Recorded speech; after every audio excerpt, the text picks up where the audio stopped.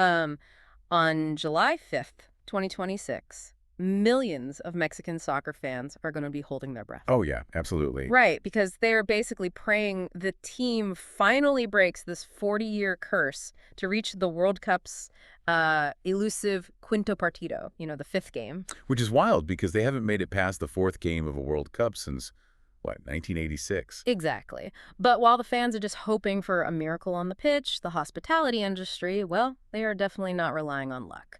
So, welcome to today's deep dive into a really fascinating business strategy playbook designed for this exact match. Yeah, our mission today is to sort of decode how local bars and restaurants are weaponizing that massive national euphoria. Okay, let's unpack this because looking at these strategies, I mean, it is not just a viewing party, it's this meticulously engineered psychological event. It's basically Black Friday for the hospitality sector. It really is their Black Friday, but mixed with the psychology of a casino floor, honestly. A casino floor. Wait, really? Yeah, because you're trying to tie the crowd's dopamine hits, like every goal, every near miss, directly to consumption. You can't just, flip on a big screen TV. You have to actively engineer these promos to keep people spending through a massive emotional roller coaster. Right, and the promos in this playbook are aggressively specific. Like the Horaphilis Tricolor.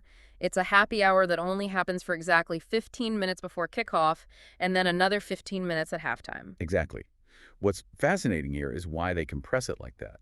It creates artificial scarcity. Oh, so a 15-minute window just triggers panic buying? Precisely. Fans don't just order one beer, they panic, and order three at once right before the whistle blows. Yeah. It instantly balloons that initial tab. Plus, it anchors them to their table, which is a textbook way to increase the average ticket size. Right, getting every individual customer to just spend more money per visit. But okay, I do have to push back on one of the other pros here. Go for it. So they mention La Quiniela del Triunfo, right? This progressive discount where you get, say, 10% off your bill for every goal Mexico scores. Yeah, that's the one. But if Mexico goes on a tear and scores 3 or 4 goals, giving everyone 30 or 40% off sounds incredibly risky.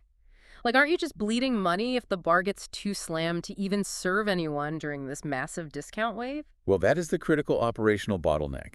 And it's exactly why the playbook pairs that discount with the Paquete Quinto Partida. Which are the preset group food and drink combos, right? Right. You simplify the menu so the kitchen can mass produce the orders without crashing.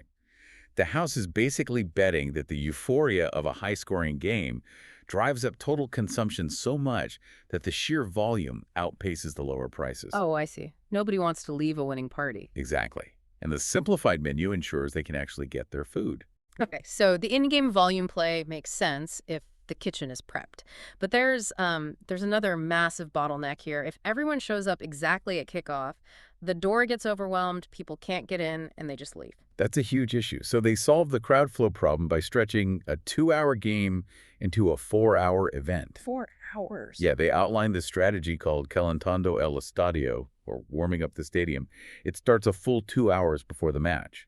And they aren't just unlocking the doors early, they're actively programming that time to build a captive audience. Right. It's like building a mini theme park that only exists for half a day. Oh, They because set up a fan zone with face painting, and my favorite part, they actually bring in an expert for a tactical analysis chat about the rival team. which is brilliant. It really is. It's such a clever hook to lure the hardcore soccer nerds out of their living rooms and into the bar early. Exactly. And look at the digital infrastructure supporting it. They build hype with WhatsApp reminders, the hashtag Vamos por el Quinto, and they even require RSVPs via Google Forms. Which, let's be honest, isn't just about knowing headcount. Getting them to fill out a form is a brilliant data harvesting play for future retargeting. Spot on. If we connect this to the bigger picture, it is entirely about transforming the user experience. From simply watching a screen into participating in an immersive community event. But with a lot of invisible scaffolding, right? Yeah. Like, the playbook heavily stresses venue capacity checks and strict alcohol regulations. Yes, and securing public broadcasting rights, because you need all of that legal compliance to prevent disastrous fines. Because nothing kills the Quinto Partido vibe faster than the fire marshal shutting down the bar in the 80th minute. Precisely. The legal considerations are what allow all this engineered euphoria to actually happen safely. Right. So, what does this all mean for you, the listener? Well, whether you are a business owner looking for an edge or just a diehard fan figuring out where to watch the July 5th match, understanding these strategies reveals the hidden mechanics behind your game day experience. it completely changes how you see the environment.